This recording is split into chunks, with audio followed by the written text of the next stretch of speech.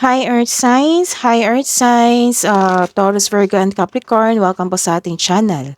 At ito yung daily Gabay Tarot reading for October 16, 2023. Please be reminded that this is channel reading po.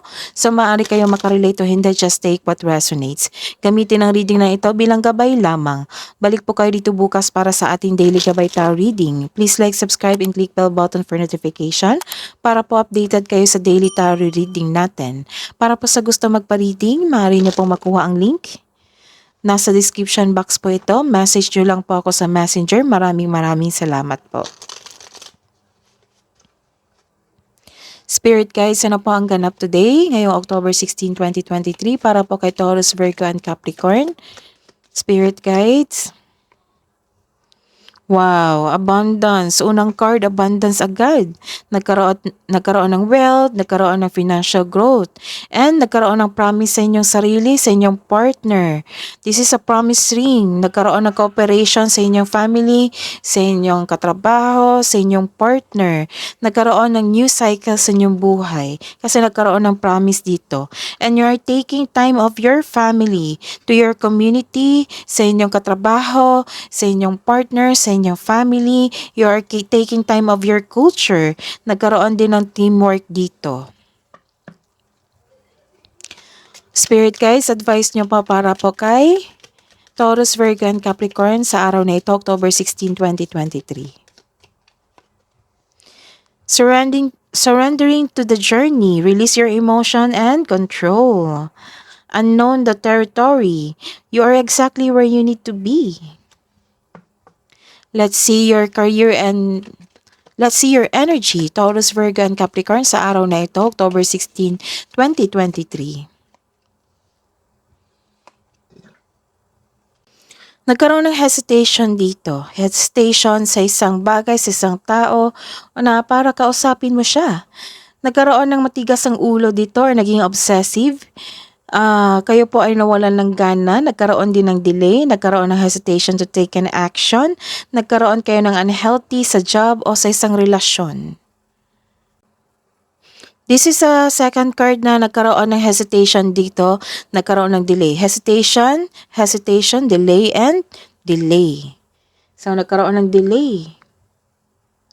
Disappointed ka ngayon, you felt defeated, you felt disappointed kasi nagkaroon ng delay sa plano mo sa isang sitwasyon, delay sa parating na pera o bagay. Nagkaroon ka ng hesitation para gawin o gawa ng aksyon ng iyong plano o proyekto or kausapin yung tao. Marahil naghahanap ka ng timing o nabigo ka na noon. So, ilan sa inyo ang ayaw umalis sa isang comfort zone?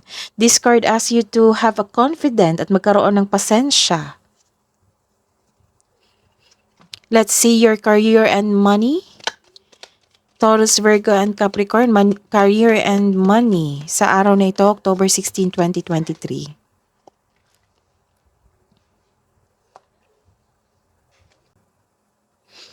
Mabilis na umuunlad ng inyong negosyo. Ang pagsunod sa inyong intuition sa negosyo ay humahantong sa pagtaas ng kita o magdadala sa iyong patungo sa tagumpay. Ilan sa inyo may darating na bagong proyekto na maghahatid ng excitement o magpapasigla sa iyo.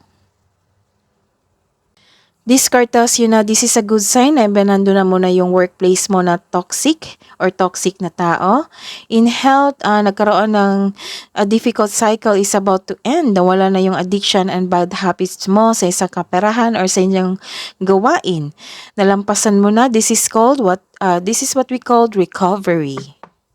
Love advice po para sa mga Taurus, Virgo, and Capricorn ngayong October 16, 2023. Sa reverse card, nagkaroon ng delay dito, halimbawa delay sa travel, sa romantic trip, o delay sa matagal mong hinaantay.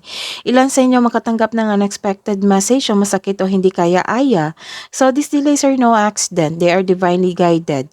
They are divinely timed to highlight an important realization, something you need to recognize bago ka magpatuloy sa iyong gawain. So, kailangan mong ma-realize ito. This lack of movement is reminding you to enjoy the process without being so focused on the outcome. Nag-decide kang mag-move on mula sa isang mapanakit na pangyayari. Sa mga may relasyon, posible itong nagpasya kayong mag-live-in or maglipat bahay kayo or magbuo kayo ng pamilya. Hidden truth po, anong iniisip mo, anong iniisip niya. Para po kay Taurus, Virgo, and Capricorn sa araw na ito, October 16, 2023. Sa mga single, just being near you is intoxicating. Sa mga may relasyon, I want to tell you how I feel. Love advice po para sa mga single. Love advice po para sa mga single. Sa araw na ito, October 16, 2023, para po kay Taurus, Virgo, and Capricorn. So, kailangan nyo ng tamang tulog. And, maging balanse. Find a balance. Love advice po para sa couple natin, sa mag-asawa, sa mga may relasyon. Spirit guides para po kay Taurus, Virgo, and Capricorn ngayong October 16, 2023. Challenges. All true soul connections involve challenges that can be overcome together. Every relationship has magical moments that can be rekindled.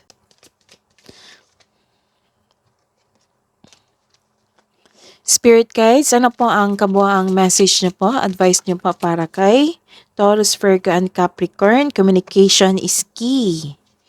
Ano ba po ang advice niyo po sa araw na ito, October 16, 2023, para po kay Taurus, Virgo, and Capricorn? Surrender to the divine. Message from angels, archangels, guardian angels, spirit guides. Message for Taurus, Virgo, and Capricorn.